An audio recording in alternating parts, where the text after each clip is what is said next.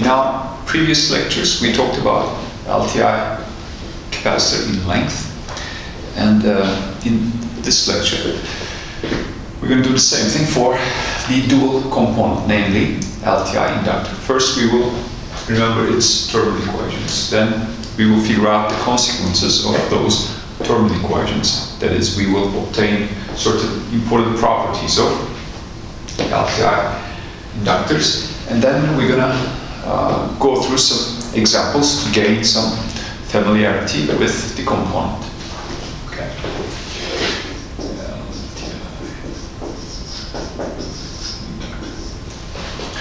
So this is how we represent it schematically as in a circuit. Okay, and somewhere around that picture there's a constant. Okay, usually denoted by L, and that is the inductance of the inductor. And we have the voltage, and this is the current. Now, the terminal equations, or the equations describing this component, are two. Okay, we have phi T equals L I of T. So LTI inductor is such that flux through it is always proportional to the current passing through it. Okay, and the proportional constant is what we're calling the inductance of the inductor. And we have Faraday's law, okay, which relates voltage of the coil to the flux as shown. Okay, so voltage is the rate of change of flux. So if we get rid of flux in these two equations, we obtain the so-called terminal equation. That is the equations that relate voltage to current. Okay, so we have therefore V of T equals, replace flux with LIT, and L is constant. Therefore, we can take it out of differentiation, and we have L DIT dt. Or if you want to put the current to the left-hand side, then you have I of T equals I initial current. Then you integrate the voltage from t0 to future time t, V of tau e tau. Okay.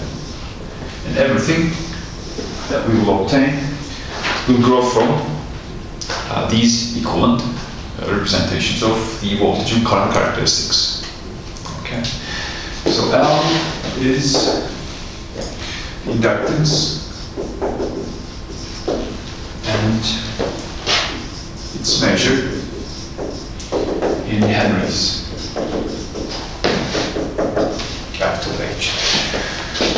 Note that we're calling inductor the dual of capacitor, or the capacitor the dual of inductor, because if you replace flux with charge, voltage, and if you swap voltage with current and inductance with capacitance, then these equations become the terminal equations for the LTI capacitor. Okay, so even though they're completely different components from the physical point of view, from the mathematical point of view, from their voltage current representation, voltage current characteristics, they're in a sense the same. Okay, or not really the same, but we call that dual components. Okay, so like capacitor, the inductor is also able to store some energy, okay, and for that we simply obtain it by integrating the power.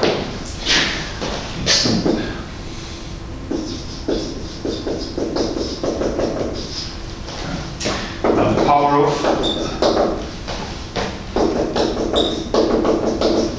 LTI inductor, or power of any two-terminal component, is simply the product of voltage and current. And then by integrating that, and by using equations here, you can obtain the energy. Okay. So the energy accumulated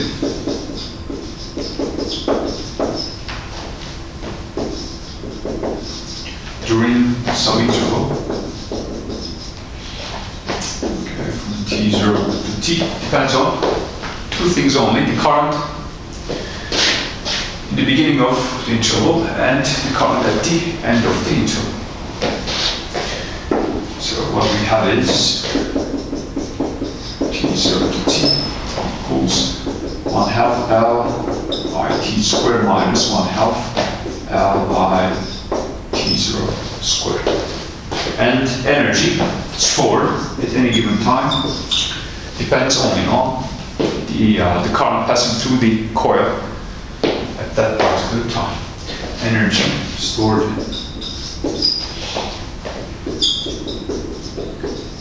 time t is 1/2 L by t squared. Okay. Now, remember we obtained the same things for the energy and energy accumulated and energy stored for the capacitor, and there the expressions were 1/2 C VT squared minus 1/2 C VT0 squared. Okay, so that was the energy accumulated, and for the energy stored we had 1/2 C capacitance times voltage squared. Okay, so duality is therefore a nice tool to remember certain things. If you remember something for the that's valid for the capacitor, then you can immediately transfer that property to the inductor or vice versa. Okay. Now, for capacitors, we talked about initial condition models. We're going to do the same thing now for inductors.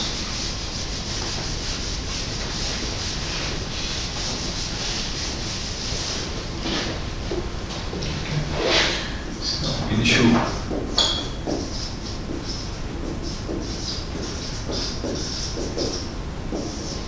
models. So this is our device plus minus V L I. Okay. And it has some current passing through it at the initial time. Okay. Let's call it I0. And what we have is we have I of t, the terminal equation, equals the initial current plus t0 minus t, expression 1 over L,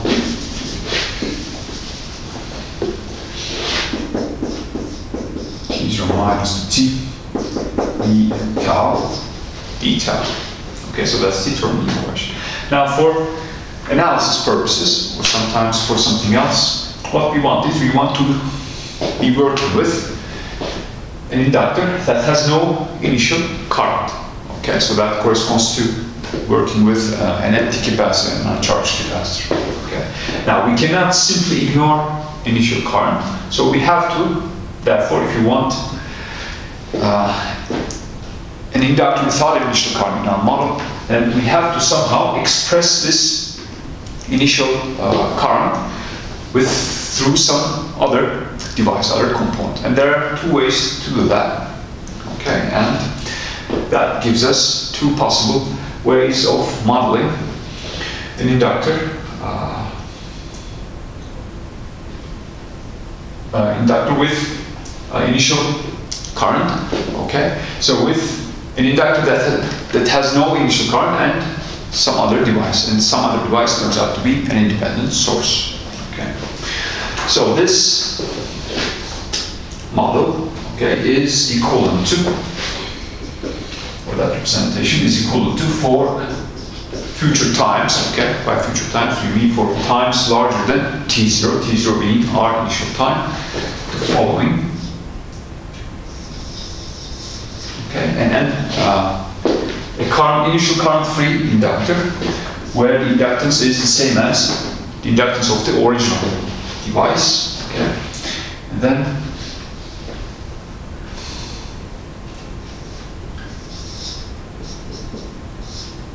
connected in parallel with it is a current source. Now here we have L. This is the voltage across the terminals between the nodes. Okay, the same voltage here. And then we have the current I, okay, passing through this one port. And then that current equals the current passing through the inductor. And we're assuming that initially this current is 0. Okay, so I L T0 minus is 0. Okay. And then to represent this non-zero initial current, we have this independent current source here, which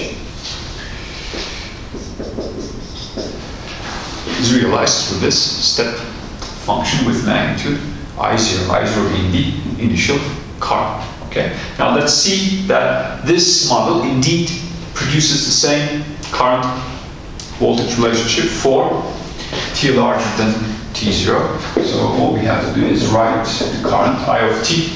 Okay. This current equals IL plus I0. Okay. I0 ut minus t0. This is the current of the independent current source, and we have IL plus IL of t. Okay. Now that equals for t larger than t0. When t is larger than t0, the argument of the step becomes positive. Therefore, this guy becomes constant at 1. And then 1 times I0 is I0. Plus we have ILT. Let's express it in terms of voltage. So ILT equals initial IL, which is 0, plus 1 over L, and then you integrate VL. Now VL is the inductor voltage, and in this case VL is the same as the voltage that appears across the terms of our one port. Okay. Therefore, this we can simply write as 1 over L T0 minus T VL, and VL is V. Okay, so we have V tau D tau. Therefore, I of t, the current voltage relationship here in this model, same as the current voltage relationship in the original configuration. And this is true for t larger than t0. Okay, so that's one possibility, that is representing this initial current with this independent current source. There's another way to represent it, and it's through an independent voltage source. So that gives rise to our third model.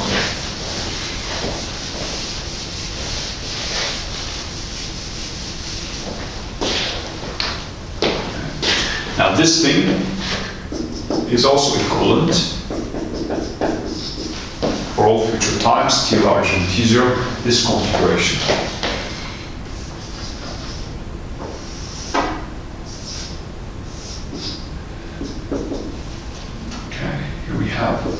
L plus minus VL, and here we have an impulsive voltage source with polarity minus plus Li0 to T minus T0. This is the current I, okay? This current here, I, or this current here, I, and since everything is in series, therefore all the currents are the same. There's just one current, and that's current I. Okay. And here we have voltage between our terminals. Okay, so that represents the voltage here. Now what we're going to do is we're going to figure out the relation between this voltage and that current. And now this model, in this model, the initial condition or the initial current of the original configuration is represented by this independent voltage source. Therefore, initial inductor current here is 0. Okay, so I T0 minus is 0. Okay. Now let's, for this case, see that the current voltage relationship is actually the same as here. So we write I of t equals I T0 minus plus 1 over L times the integral of the inductor voltage. Okay. T0 minus T VL tau V tau. Okay. So let's express VL, the inductor voltage, in terms of voltage V. Okay. Now that this voltage VL minus Li0 delta equals V, therefore VL must equal this voltage V plus Li0 delta T minus T0. Let's do that. IL T0 minus T, and what's VL is VL Li0 delta tau minus T0.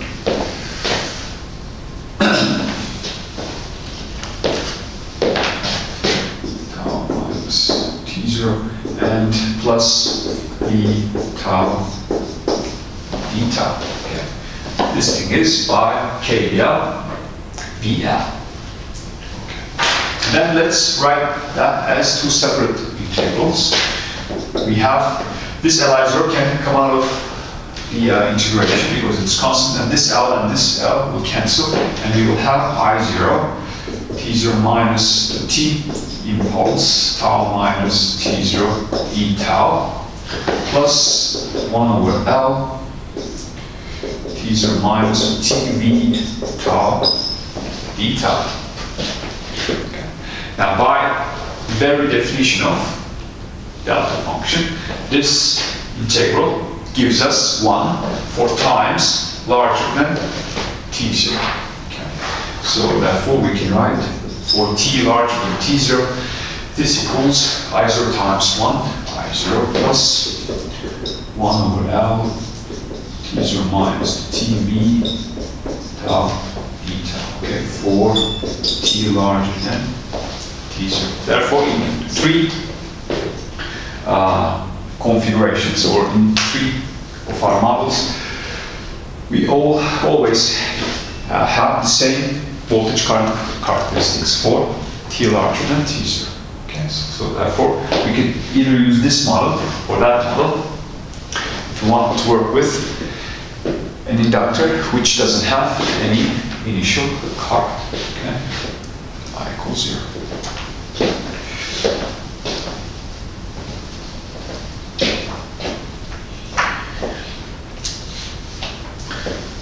Now let's talk about some further cases of equivalence. Namely, we're going to now see how inductors in parallel connection or inductors in series connection can be reduced to a single inductor if one chooses carefully the inductance and the initial current. So let's begin with series connection, inductors in series connection. Okay, so this is what we want to do. We have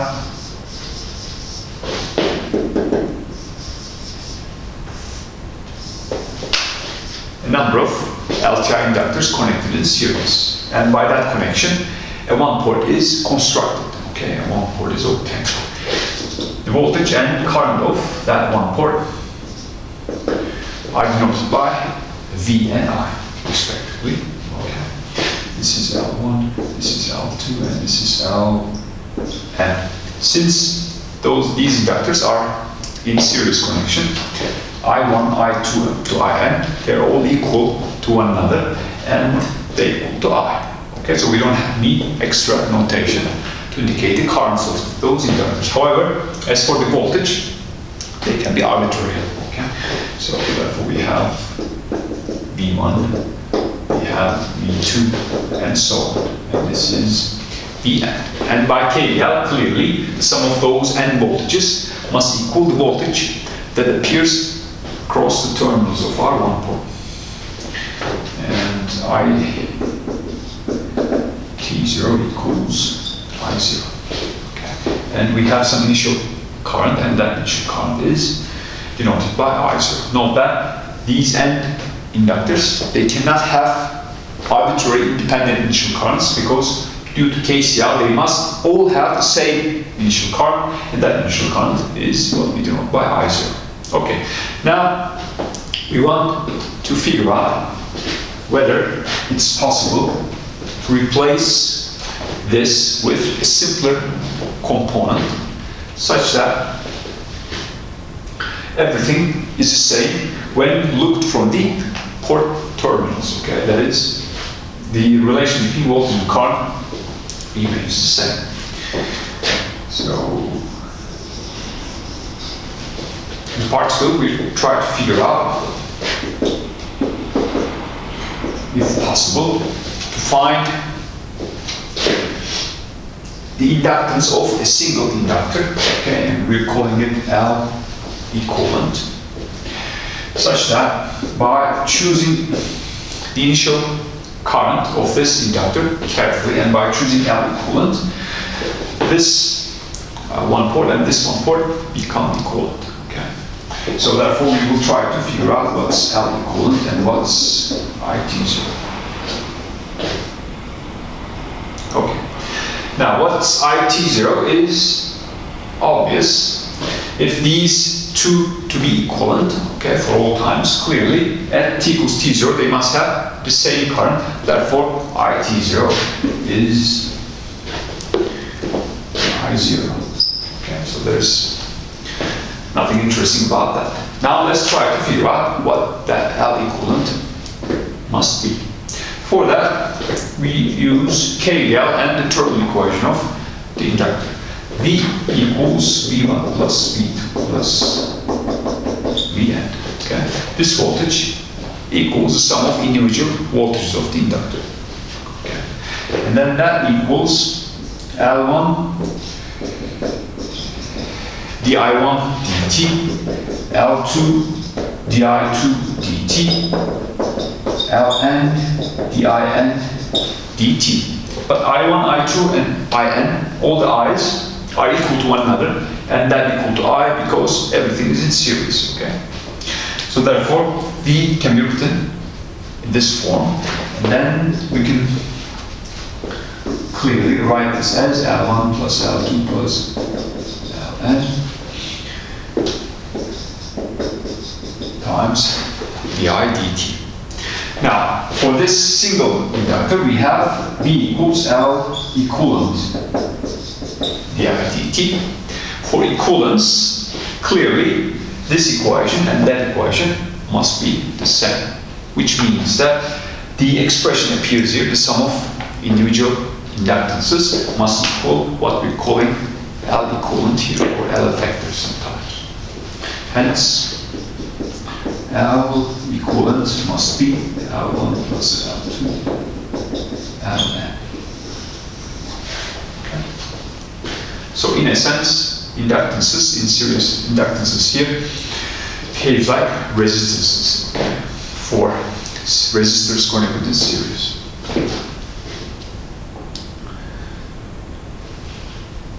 Okay, so this must be L. Now let's consider the two case. This inductors connected in parallel.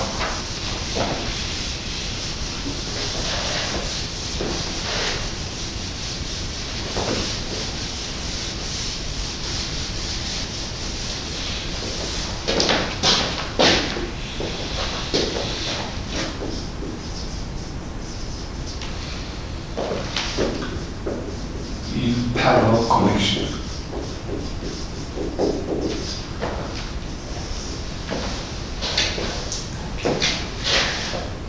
This time, this is the situation that we will consider. We have a bunch of inductors, LTI inductors, connected in parallel with inductances L1, L2, up to L. This time, because they're parallel, they share the same voltage, which we label with V. Okay, so V equals V1 equals V2, that equals V3, and so on.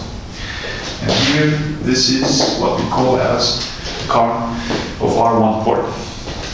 This time, because of the connection, the inductors can have arbitrary currents. Okay, so I1, I2, and In are what we're calling them. And now they can have arbitrary initial currents. So I1 T0, we call I10.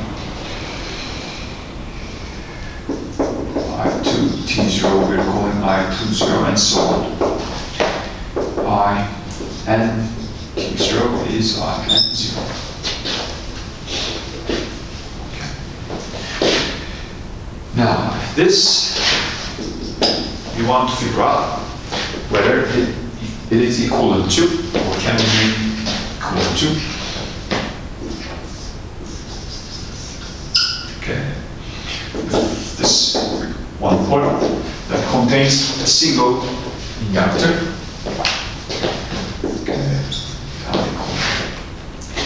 Now we have to determine the L equivalent and the initial current for this inductor so that we have equivalence between those two representations, those two one ports. Okay. Now, so what we have is the following. So initially, this current I equals I1 plus I2 up to In. Well, in fact, it equals the sum of those currents for all times by KCL. Therefore, that equation must hold also at t equals t0.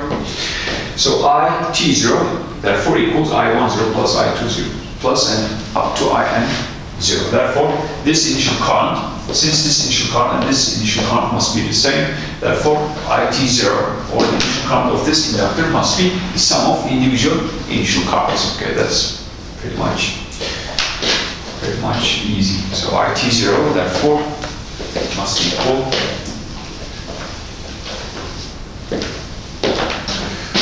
I10 plus I20 to In0. So that's determined. Now what remains to be determined is the equivalent inductance, or the effective inductance. For that, let's use the terminal equation for the inductor. Now I of t equals I1 of t plus I2 of t. I n of t.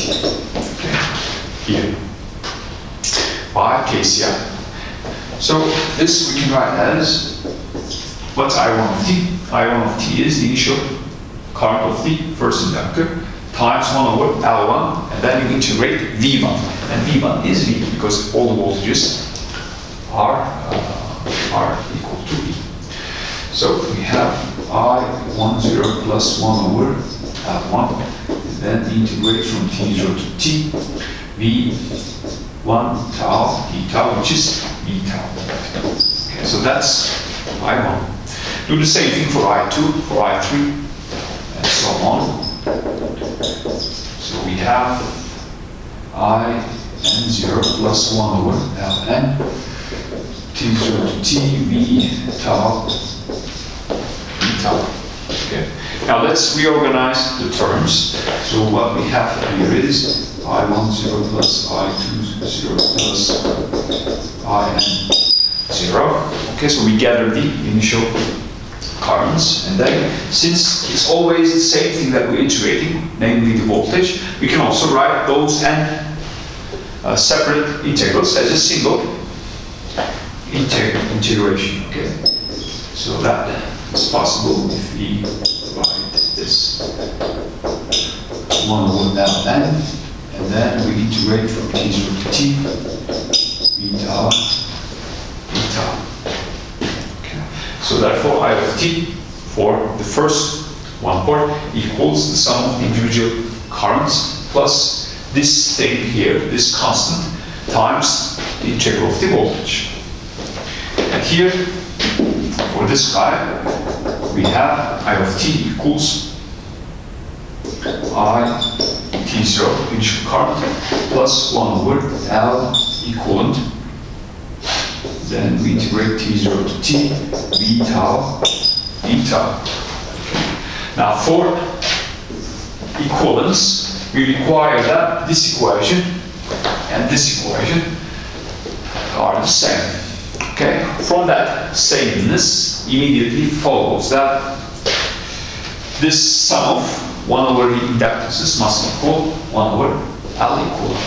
Okay. And some of these individual initial currents must equal the initial current of the single inductor over there, which we discovered earlier already. So therefore, L equivalent here must equal 1 over L1 plus 1 over L2 plus 1 over Ln, and then take the inverse of the sum.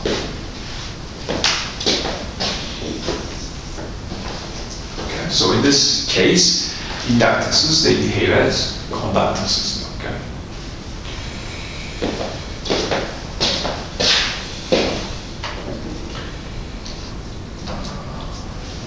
That is the equivalent for the equivalent conductors. We can just sum the individual conductances. By conductance, we mean 1 over, in a sense, 1 over the inductance. Okay. Now let's talk about voltage and current division for inductors.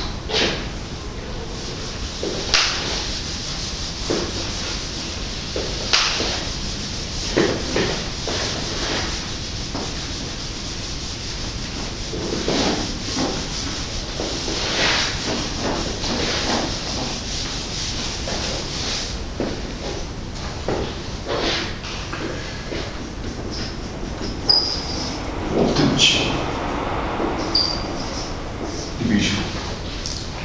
So this is the case that we want to study. We have, okay, number of inductors. For simplicity, we take 2, but the analysis can easily be extended to an arbitrary number of inductors connected in series. And here we have a voltage source to be, and this voltage source provides a voltage Vs of t, and that voltage by KVL must be shared by the components here, the inductors here. Okay, so here we have I, L1, L2 are the inductances, plus minus V1 plus minus V2. Okay. So we're going to figure out V1 and V2 in terms of Vs, or in other words, what portion of Vs goes to V1 and what portion of Vs goes to V2. So for that, let's write down internal equations in differential equation form. V1 equals L1 di1 dt, and V2 equals L2 di2 dt. But I1 and I2, because they're in series, must be the same, and that equals the current I, the current that leaves the independent voltage source.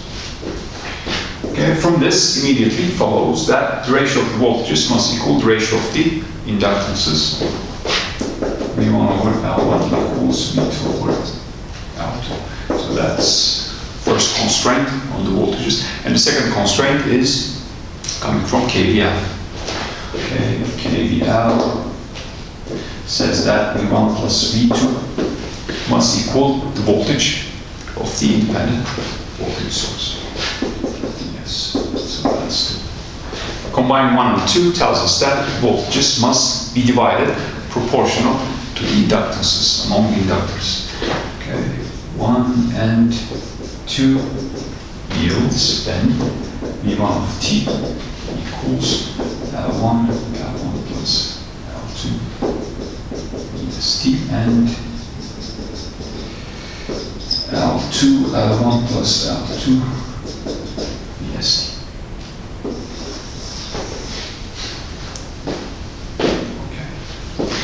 Now that we didn't have to worry about the initial current of the inductors. Okay. In this case, whatever the initial current, it must be the same because they're in series, which isn't really related to what we have obtained here. Now let's do the dual case where we have to be careful about the initial currents.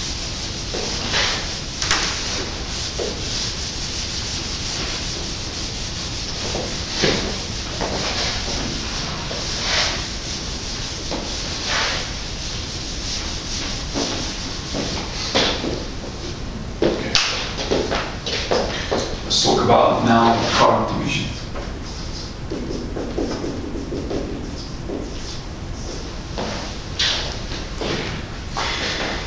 Now, this is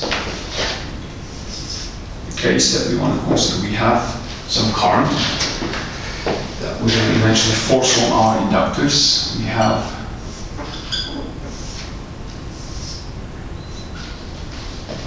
a switch to be opened at some time. We have our two inductors.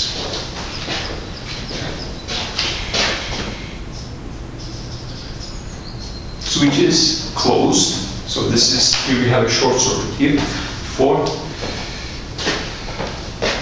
initially, and then at the initial time, which without also generality we can take to be 0, the switch opens, okay, at t equals 0.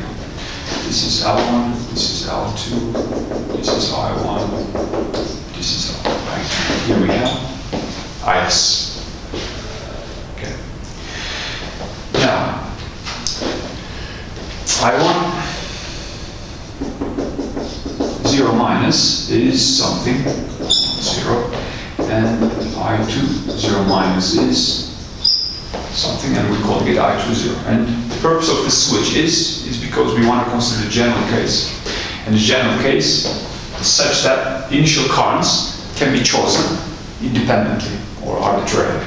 Okay? If you didn't have the switch, if this current is forced directly over L1 and L2, we cannot choose I10 and I20 independently, because I10 plus I20 must equal the value of the current of the source at t equals 0, okay, by KCL. But with the switch now we can pick I10 and I20 arbitrarily. Now what happens is at t equals 0, the switch opens, and by KCL we have to have I1 plus I2 equals IS for t larger than 0. And then we have to figure out what portion of IS goes to I1 and what portion of IS goes to I2. And to be able to determine that correctly, we also have to take into consideration the initial currents of the inductors. Okay. So the question is, what's I1t and what's I2t for t larger than 0, that is 4 times after the switch is open.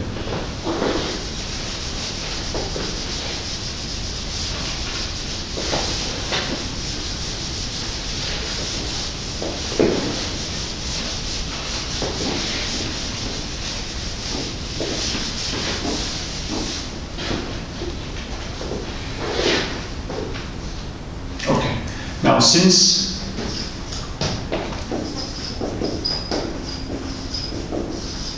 both inductors have the same voltage,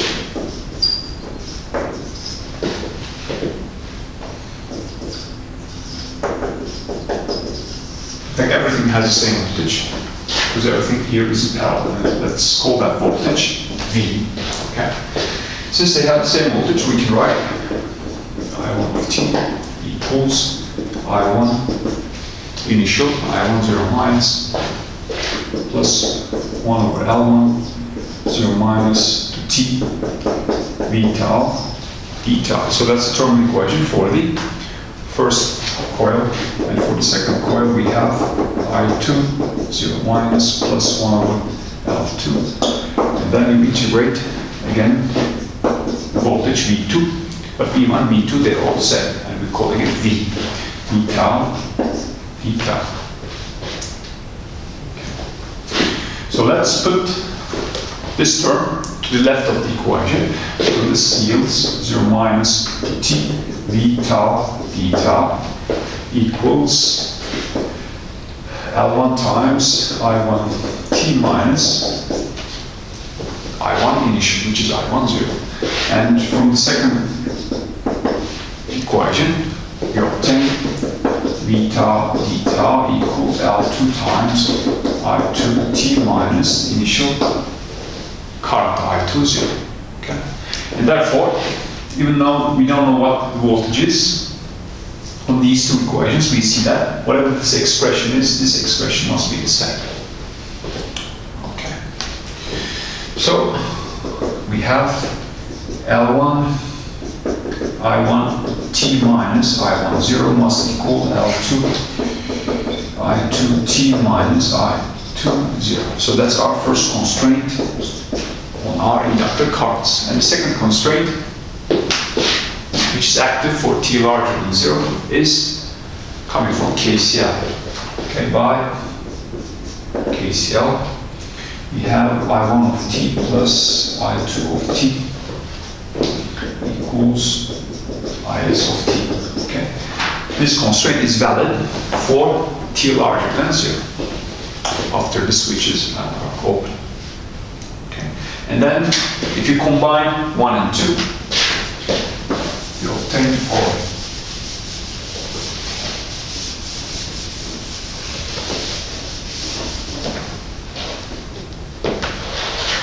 Combine 1 and 2 yields I1 of t equals L2 L1 plus L2